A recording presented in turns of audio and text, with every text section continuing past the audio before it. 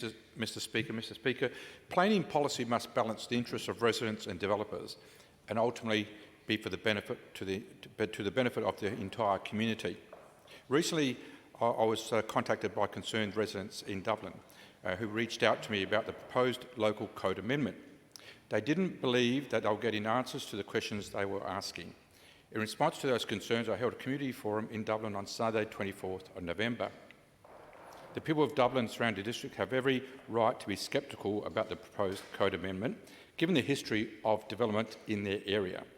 The people of Dublin are feeling disenfranchised and powerless, given the history of planning in that locality. They still remember the integrated waste service proposal under the Olsen government, which has left a very bad smell. Dublin residents famously protested the dump with a range of public art.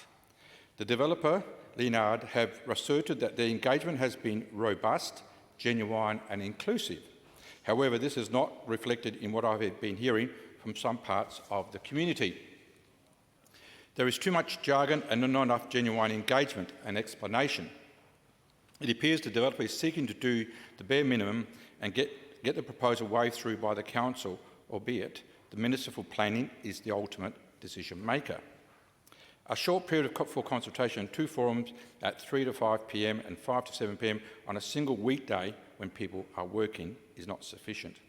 Residents are asking the developer to act in good faith and ensure they get the detail they need and the time required to have an effective say. There is a sense that approval of this code amendment is a foregone conclusion, and there's nothing they can do to ensure their concerns are heard and addressed. The developers have downplayed the importance of council's role in consulting with and advocating on behalf of their residents. After all, in proponent-led code amendments, the community consultation process has been privatised, so local councils must be ever vigilant to ensure that the interests of the overall community are taken into account. Lots of vision and nice ideas presented by the developer, but no guarantee or mechanisms in the code amendment that all the commitments will be carried out. The plan is for a rezoning, but there has been little or no focus on the impact this will have on the community. Currently, no guarantees around infrastructure or costings for the councils and ratepayers. For example, the cost of the buffer, road upgrades, water upgrades. This is why it is imperative that the local council, Adelaide Plains Council, undertake its own consultation process. They are, after all, the only people elected to look after the interests of their residents and ratepayers. The developer in this code amendment process has tried to assert there is no need for council to undertake their own consultation process. Now, they would say that, would they? It is my strong view that councils have a role to play in consulting with and advocating on behalf of their communities.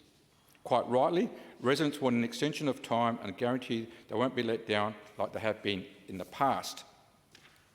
It is disappointing that the Adelaide Plains Council has decided to undertake no community consultation before deciding its view on the code amendment.